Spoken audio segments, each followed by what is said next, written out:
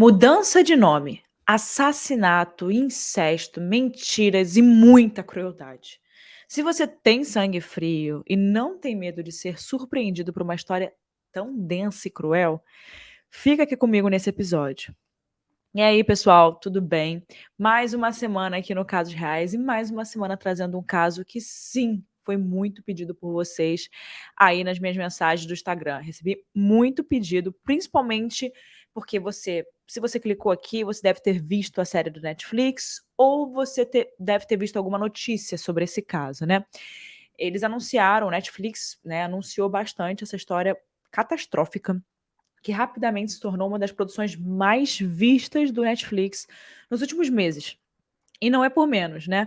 A cada minuto, uma nova informação era trazida nesse documentário e mexia ainda mais com a gente e deixava a história cada vez mais absurda. Quando você imaginava que não podia ficar mais absurdo, ficava. E pra quem não assistiu, aqui terão uns spoilers, vocês sabem, mas assim, eu tô contando um caso real. Então eu não vou falar do documentário, eu vou falar do caso real, tá? Então se você quiser ver antes e depois vir aqui, ou vice-versa, dá no mesmo, é um caso real. Se você jogar no Google sobre esse caso, você vai ter spoiler do documentário, faz parte. Então, tá bom, vocês já entenderam, né? Enfim, antes da gente entrar de cabeça aí nessa história bem estranha, bem macabra, bem sinistra, eu queria fazer um convite para você que ainda não conhece o Casos Reais, acabou de chegar, ainda não me conhece, eu sou a Erika Miranda, e você também pode acompanhar tudo lá no meu Instagram pessoal, eu posto minha vida, posto se vai acontecer alguma coisa aqui nesse episódio, se eu tiver que fazer qualquer coisa, qualquer post para falar sobre o podcast, vai ser lá. E também recebo muitas mensagens e converso muito com vocês lá no meu Instagram, @erica com K, Mirandas com S no final. E também tem o do podcast, que é @Casos Reais Oficial. Lá vocês podem dar sugestões de casos, comentar o que acharam sobre os outros episódios que já tiveram aqui e sugerir, né, botar sugestões, enfim. Inclusive teve uma época que eu pedi para vocês para se souberem de algum caso real que algum amigo passou, que alguma pessoa que você conheça tenha passado, me mandem, tá? Não precisa ser caso real de morte só não, né? Casos reais para a gente divulgar e trazer mais visibilidade para alguns casos e alertar pessoas, até golpes, essas histórias, sabe? Enfim, então é isso. Não deixe de compartilhar nos seus stories que você está escutando aqui. E também dá uma nota aí no Spotify, onde quer que você esteja escutando, você consegue dar essa nota. Então agora a gente vai aí, né, pro episódio dessa semana. Eu peço muito isso antes do episódio, porque é muito importante pra gente, tá? Senão eu não encheria o saco, vocês sabem. Então agora vamos para a história dessa semana.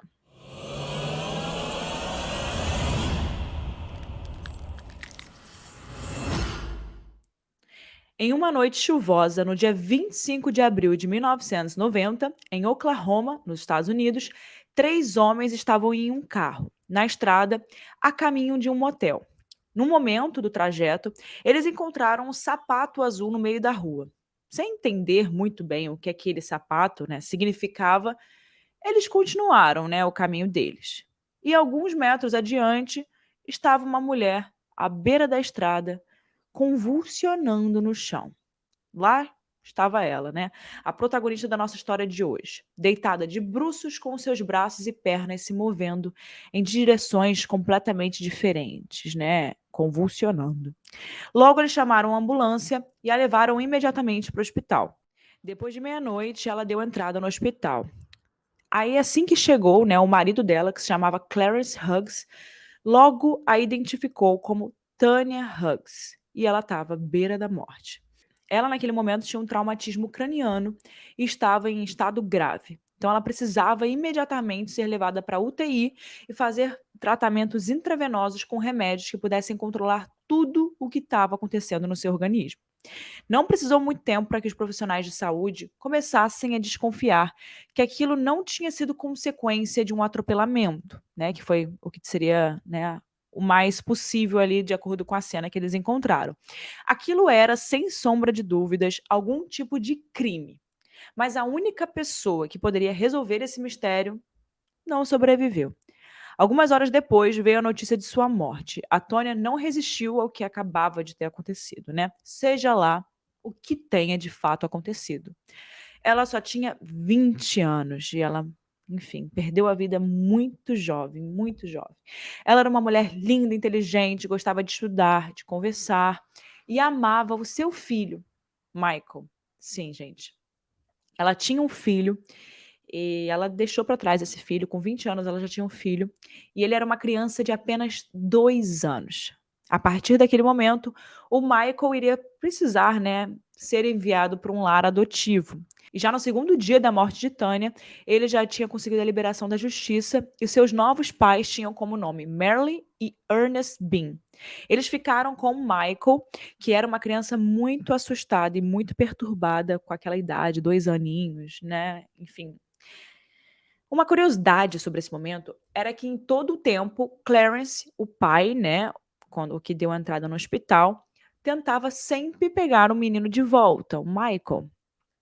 Enfim, ele tinha direito de visitar o filho ali, né, nesses novos pais adotivos. E todas as vezes que o Clarence, né, o pai de Michael, chegava para poder visitá-lo, ele se escondia correndo atrás do sofá e gritava, abre aspas, homem mau, fecha aspas.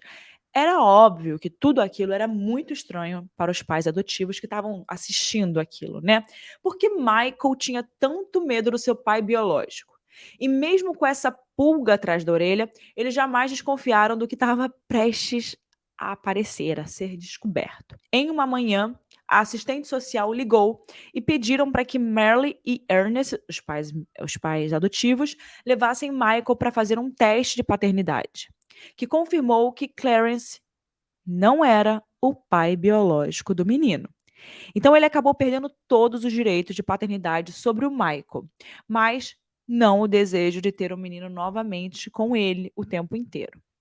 Na mesma semana, a picape de Clarence passou em frente à casa de Merle e Ernest e ele dirigia muito devagar, encarando ali, né? Ele passava na frente da casa, na casa dos novos pais, dos pais adotivos do Michael, encarando a nova mãe do seu suposto filho, né. Então ele passava meio que dando a entender assim: "Ó, tô aqui de olho em vocês, sabe, vocês estão debaixo dos meus olhos". Ela ficou com muito medo e sentiu que alguma coisa ruim iria acontecer. E avisou a assistente social, que não deu ouvidos e achou que a nova mãe do menino estava um pouco paranoica com essa situação toda. Enfim, no dia 12 de setembro de 1994, Clarence invadiu a escola de Michael e sequestrou o garoto e o diretor da escola. O diretor foi deixado amarrado em uma árvore por Clarence dentro de uma floresta e o menino, Michael, foi levado junto com ele. Logo, uma investigação começou, né, a ser aberta por causa desse caso e alguns fatos estavam precisando ser apurados. Quem era Clarence? Porque depois de ter sido descoberto que ele não era o pai de Michael, ele sequestrou o menino. Na investigação, a polícia e o FBI descobriram que Clarence Hughes, na verdade, não se chamava Clarence. Ele se chamava Franklin Floyd. E ele usava muitos pseudônimos. Alguns deles foram Trenton Davis, Warren Marshall, Clarence Hughes e vários outros. Nessa investigação, eles descobriram que em 1962 ele tinha sequestrado uma menina, além de ter roubado um banco e agredido outra mulher. Ele já tinha passado 10 anos na prisão e acabou ficando desaparecido por 17 anos. E por conta do sequestro de Michael, a história de Tonya Hughes, né, a mãe, apareceu em todos os noticiários naquela época. A mãe do menino e a sua morte, que já tinha acontecido há 4 anos atrás, né, ela tinha perdido a vida há 4 anos atrás, era sempre associada com o desaparecimento do filho, né, em todas as reportagens que eram feitas. E foi em uma dessas transmissões que Jennifer Fisher, a melhor amiga de Tonya, de infância, uma amiga dela de muitos anos atrás, de infância, ela se deparou com a foto de Tonya, né, na televisão, e ela imediatamente ligou para a polícia e disse que não, aquele não era o nome dela. Na verdade, a Tonya se chamava Sharon Marshall. Gente, então vamos recapitular aqui, né? Tonya Hughes não é Tonya Hughes. Tonya Hughes é Sharon Marshall. Ela foi morta com 20 anos, né, ela perdeu a vida com 20 anos e já tinham se passado 4 anos desde que tinha acontecido a sua morte, né. O menino já estava com a família, né, a família adotiva, e também foi descoberto que o Clarence não era o pai biológico daquela criança. Então, quem era Clarence e por que que ela estava usando o nome de Tonya? Enfim, só recapitulando. Sharon Marshall era vista por suas amigas do ensino médio como uma estudante muito ambiciosa e muito dedicada, que havia sido aceita no Instituto de Tecnologia da Geórgia e sonhava em ser engenheira aeroespacial, né, que é uma área muito difícil, você precisa estudar muito, né? Inclusive uma área super interessante. Mas naquela época, os amigos de Sharon já percebiam que o pai dela era um homem muito estranho e que às vezes parecia ser completamente o oposto da filha, né? E um pai muito inadequado, agindo com coisas muito estranhas de acordo com a filha. Ele não deveria agir com uma filha do jeito que ele agia. Na mesma época em que ela foi aceita no Instituto de Tecnologia, a Sharon contou para a amiga dela que estava grávida e que teria o bebê e iria colocar esse bebê para adoção, mas que não iria para o Instituto de Tecnologia porque o seu pai jamais a deixaria estudar lá. O homem, no caso, o pai, era o próprio Franklin Floyd e que nesse período era chamado de Warren Marshall. Quando as autoridades disseram, anos após a morte de Sharon, ou Tônia, né, que o sequestrador da criança era o marido dela, a amiga que reconheceu, né, no noticiário, ela ficou incrédula, porque ela sabia que aquele homem, na verdade, não era seu marido, era seu pai. O agente do FBI responsável pelo caso descobriu que em 1989, um ano antes da morte da mãe de Sharon, eles mudaram os seus nomes. Sharon, anos depois, tinha se transformado em Tonya Hughes e então Clarence e Tonya se casaram com esses novos nomes em New Orleans, Nova Orleans, e que significava que esse homem, Franklin Floyd, se casou com a sua própria filha. Ou melhor, ele forçou a sua filha a se casar com ele. E que Sharon provavelmente tinha nascido na época em que Floyd tinha sido preso. Seria ela a sua filha biológica ou ela teria sido mais uma vítima de sequestro por Floyd? E mais, o que será que aconteceu com a Sharon Marshall nesse período dela, de vida dela, entre a saída do ensino médio, que foi quando as pessoas ainda tinham notícias da Sharon, até o dia da sua morte, que foi quando descobriram que a Tonya era a Sharon, muito tempo depois, né? Heather Lane, uma mulher que trabalhava em uma boate de strip, conheceu a Sharon nesse período antes dela, né, ser encontrada, antes dela morrer. Segundo Lane, a Sharon era uma mulher muito tímida e que não falava sobre ela mesma, mas que ela usava ali o trabalho de garota de programa porque o seu pai tinha dito para ela fazer isso e tinha lhe comprado preservativos. Ouvir aquilo foi nojento, né? Segundo a Heather, essa mulher que trabalhava na boate. Ela não podia acreditar que um homem colocaria a sua própria filha naquela situação. Na verdade, era muito mais do que isso. Ele abusava sexualmente da sua própria filha. Então, em 1995, Franklin Floyd foi encontrado pela polícia e preso pelo sequestro do pequeno Michael. Depois de fugir da lei por tanto tempo, ele foi condenado a 52 anos de prisão, sem direito à liberdade condicional, pelo sequestro de Michael. A picape do diretor da escola, que foi roubada no dia do sequestro, foi encontrada. E nessa picape tinham fotos da Sharon, quando ela era pequena, e de mais uma mulher, que nunca tinha sido mencionada. A perícia investigativa foi acionada imediatamente e eles descobriram que essa mulher se tratava de Shirley Comenso, uma dançarina da boate que a Sharon trabalhava. Quando eles foram atrás de mais informações sobre essa mulher, eles descobriram que Floyd estava obcecado por Shirley e a perseguia compulsivamente. Tinham relatos de pessoas que trabalhavam com as duas, né, com a Sharon e com a Shirley, que vizinhos e conhecidos mais próximos também falaram que o Floyd também matou a Shirley E por esse motivo, ele teria fugido ali da Flórida, onde eles estavam vivendo por um tempo, né. Então, eles pegaram o carro, fugiram, né, e ficavam parando em lugares para fazer dinheiro. Então ele colocava a Sharon para poder trabalhar dessa forma e fazer dinheiro para ele. E eles não conseguiam parar em nenhum lugar por muito tempo, porque as pessoas começavam a achar aquela situação um pouco esquisita, que foi esse caso, né. Essa Sherilyn era perseguida compulsivamente por ele e do nada ela desaparece, né. Então foi o momento dele fugir da Flórida, que era onde eles estavam vivendo nessa época. Os restos mortais da Sherilyn foram encontrados no mesmo lugar onde Floyd amarrou o diretor da escola de Michael, que ficava no meio de uma floresta. Não demorou muito para a polícia juntar todos esses achados e concluírem que a mulher também tinha sido morta por Floyd. E por conta disso, ele foi condenado a homicídio duplo qualificado com pena de morte. E nesse meio tempo, um jornalista investigativo e autor chamado Matt Birkbeck decidiu começar a escrever a história de Sharon e transformar em um livro. E a repercussão sobre esse livro, sobre essa história que ele queria contar, foi tão grande que ele recebia diariamente e-mails de vários cantos do Brasil, de vários cantos dos Estados Unidos. Todos queriam saber, de fato, quem era Sharon e qual era a sua verdadeira história, né, por trás de toda aquela polêmica que envolvia o filho, toda essa história conturbada dela, né.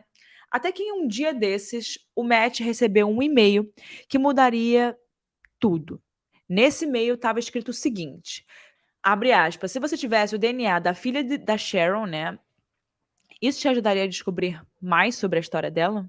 Fecha aspas. Quem tinha enviado esse e-mail era Megan, e ela sempre soube que ela foi adotada. E quando ela estava lendo o livro desse jornalista, o Matt, ela descobriu muito mais coisas sobre a sua mãe biológica do que ela tinha imaginado. E quanto mais ela lia, mais triste ela ficava. A Megan foi levada para adoção assim que nasceu. Clarence e Tonya foram até um escritório de advocacia dizendo que não tinham como sustentar mais um filho.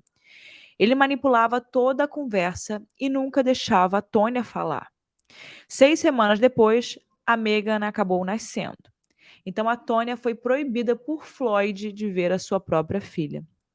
Bom, com essa nova informação em mãos, o FBI precisava agir. 2 agentes, então, foram para a Flórida entrevistar Franklin Floyd, mas ele estava irredutível, né. Nisso eles queriam entrevistar ele dentro da prisão para poder tirar mais alguma coisa, porque ele era a única pessoa que poderia falar mais, que poderia falar sobre Michael, que poderia falar sobre toda essa história. Ele era a única pessoa que sabia como explicar tudo isso e quem era a Sharon, né. Que pessoa é a Sharon? De onde ela veio? Enfim, qual é a história da Sharon, né? O FBI treina muito bem os seus agentes para todos os tipos de casos. Ainda mais se a pessoa envolvida, se o criminoso, não quiser ceder, né, às pressões, às investigações, às perguntas. Então, depois de usarem várias táticas de oratória, e vocês sabem lá o que o FBI às vezes usa, né? Para poder tirar ali da pessoa que eles querem que a pessoa fale. Acreditem só nisso. O Floyd acabou confessando que matou Michael, o menino, com 2 tiros na nuca. Ele tinha atirado em Michael no mesmo dia em que o sequestrou, e o corpo nunca tinha sido encontrado. E como eu tinha falado, essa foi uma entrevista muito passional e cheia de estratégias pelos agentes do FBI. No documentário da Netflix, eles falam muito sobre isso e como foi toda essa parte da entrevista. E foi aí que então, né, esses agentes perguntou para ele qual o nome que ele tinha na época que ele conheceu a Sharon.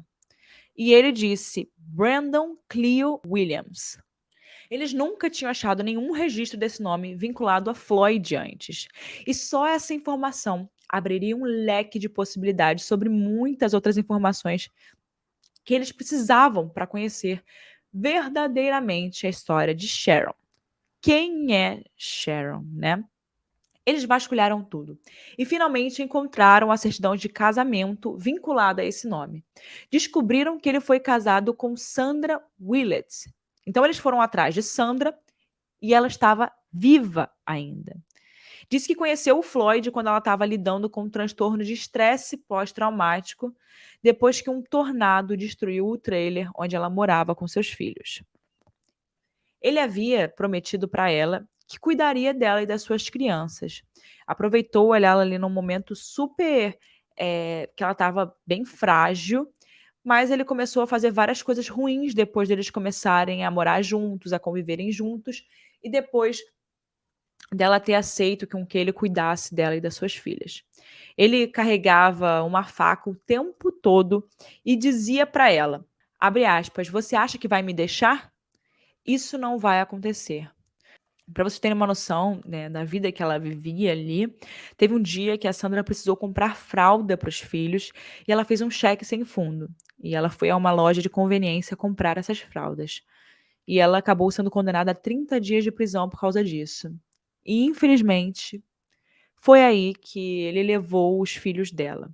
Enquanto ela estava cumprindo a sua sentença de prisão em 1974, o Floyd deixou 2 das suas filhas em um orfanato e foi embora com Sharon, que na época se chamava Suzanne Marie Sevakis.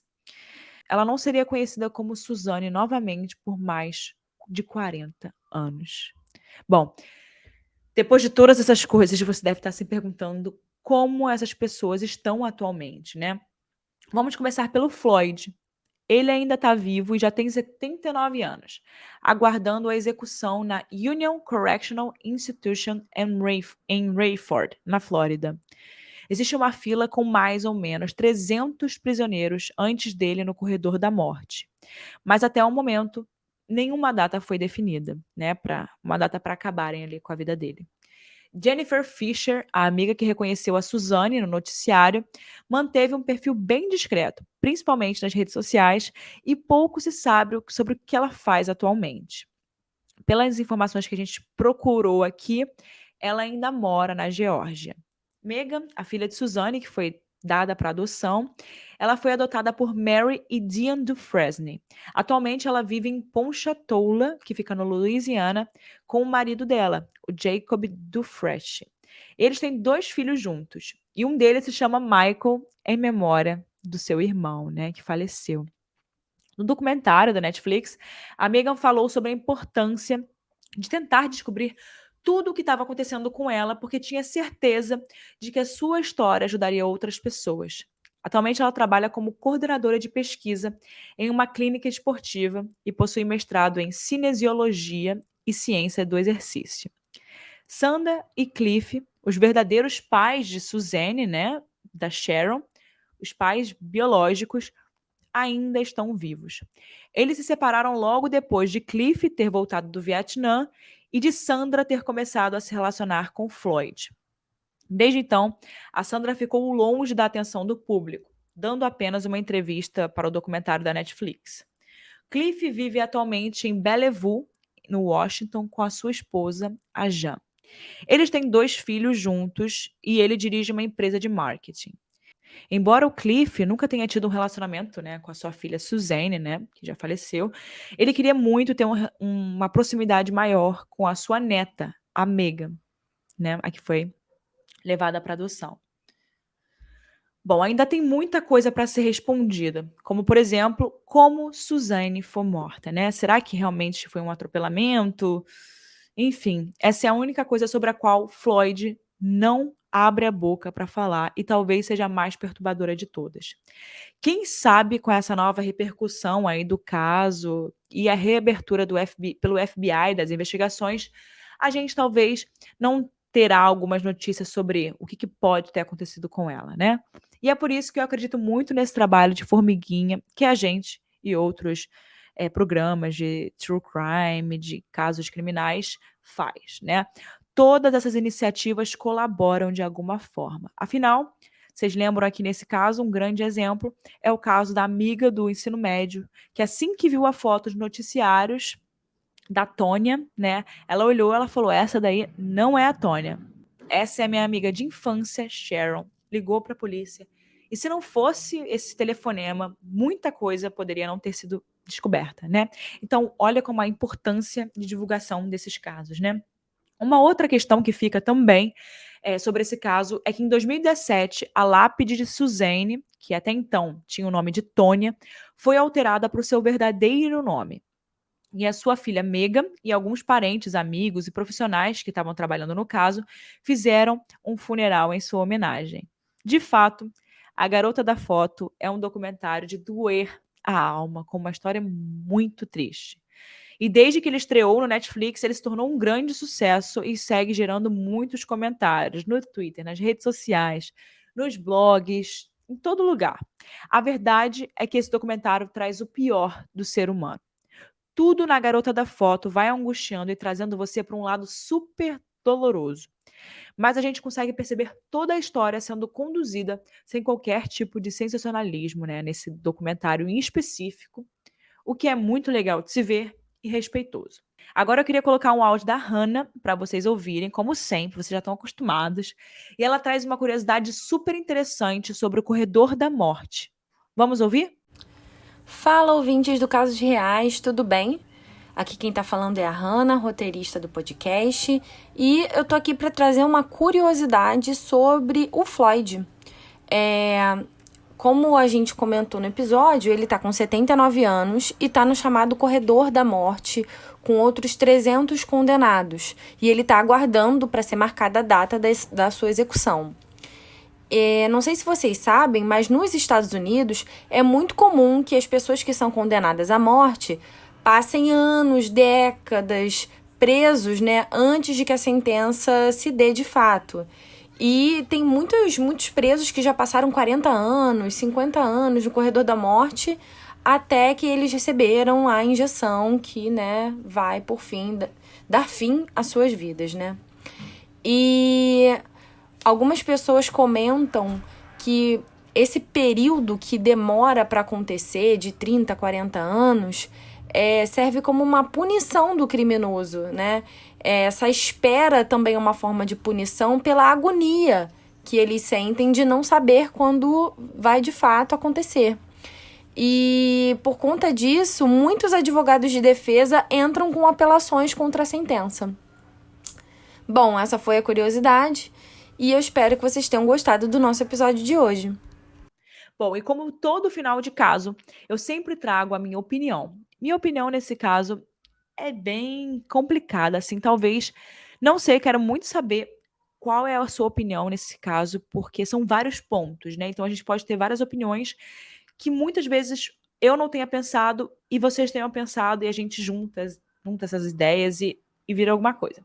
Por exemplo, os verdadeiros pais de Suzanne, que estão vivos, né, a Sandra e o Cliff, inclusive eles aparecem no documentário da Netflix, uma coisa que me deixa na cabeça é como uma mãe e um pai não foram atrás da filha. Isso me lembra, por exemplo, Madeleine McCann. Eles não param de ir atrás da menina. Até hoje, se você procura aí, eles provavelmente vão estar gastando algum dinheiro em pesquisa, em tentar encontrar a menina. E a Sandra e o Cliff seguiram a vida como se nada tivesse acontecido. Como se nunca tivessem tido aqueles filhos que, né, sumiram. Isso é muito estranho. E uma outra coisa que passou na minha cabeça também, procurando esse caso, assistindo o documentário, foi como Franklin Floyd é uma pessoa, e literalmente essas pessoas não podem ficar em sociedade. Ele é uma dessas pessoas. Todo mundo que cruzou a vida dele, todo mundo que ficou um pouquinho de tempo na vida dele, teve a vida detonada, né? Tanto a Sandra, aquela primeira mulher, que ele levou os filhos, né? Ele prometeu, deu uma esperança, mexeu com ela quando ela estava num momento ruim, traumático, ela tinha se separado, ela estava cuidando dos filhos sozinha, né? Esse Cliff, eles eram muito jovens. A Sandra e o Cliff, eles eram muito jovens quando eles tiveram esses filhos. Então, o Cliff, ele não soube administrar isso muito bem e não ajudou a Sandra. E aí a Sandra se sentiu um pouco sozinha, isso deve ter afetado muito a cabeça dela também. E ela teve um estresse ali e achou no Franklin Floyd, né, uma pessoa ali que poderia cuidar dela, que poderia, né, ajudá-la. Então ela tinha uma esperança, né, um coração bom, uma esperança de que o Franklin fosse uma boa pessoa. E é aí que esse tipo de gente se aproveita. Essas pessoas se aproveitam da fraqueza do outro, que foi o caso do Franklin com todas as pessoas com quem ele se envolveu. Ele pegou a Suzanne, tirou da família, destruiu a vida dessa garota, mudou o rumo da vida dela, completamente. Então, assim, é um furacão, é literalmente um furacão que passa na vida das pessoas, consegue persuadir, porque a Suzanne, né, a Sharon, ficou muitos anos ali sem contar pra ninguém como é que era essa situação. Enfim, tirou a vida do Michael, tirou a vida da Sharon, e a gente não sabe se tirou, mas é bem provável que sim, tirou a vida da Sherlyn, que era a garota de programa. Então, por onde ele passou, ele foi destruindo vidas, destruindo pessoas. Então essa pessoa realmente, imagina se fosse no Brasil. Eu fico imaginando uma pessoa dessa no Brasil estaria solta, continuando a destruir vidas. Ele fez coisas no passado, né? A gente botou aqui o passado dele, que ele também já tinha feito coisas horríveis no passado com outras pessoas. E ele foi solto. E olha o que fez. Então, assim, são várias coisas que passam na minha cabeça que deixam claro que existem realmente pessoas que não podem estar em sociedade, né? E é muito triste que tantas pessoas tenham que ter perdido a vida para que a verdade viesse à tona e para que ele fosse descoberto, né? Ele era muito bom em fugir, isso é verdade, né? Isso ninguém pode negar. Ele foi muito bom em criar identidades novas e fugir. É muito estranha essa história, muito complicada. Até na hora de tentar trazer aqui para vocês, tentar organizar o roteiro, as ideias, é muito complicado, porque são muitas coisas, a gente tenta deixar claro para vocês. Mas é isso. Quero muito saber a opinião de vocês. Quero saber se vocês concordam comigo ou não nessa parte de que, né, os pais biológicos da Suzanne deveriam ter corrido um pouco mais atrás da menina para saber onde ela estava, o que aconteceu, onde foi parar, né? Enfim. Eu gostaria de agradecer também a vocês por estarem sempre aqui com a gente. Chegamos ao fim de mais um episódio e eu não quero dar spoiler, mas o episódio da semana que vem vai dar o que falar, hein? Continue participando, comentando, seja no YouTube, no Instagram, no Spotify, qualquer lugar. O que importa é interagir. E se você chegou até aqui, tira um print da sua tela e compartilha nos seus stories, marcando Érica com K, Mirandas com S no final. Te vejo na próxima semana com mais um caso.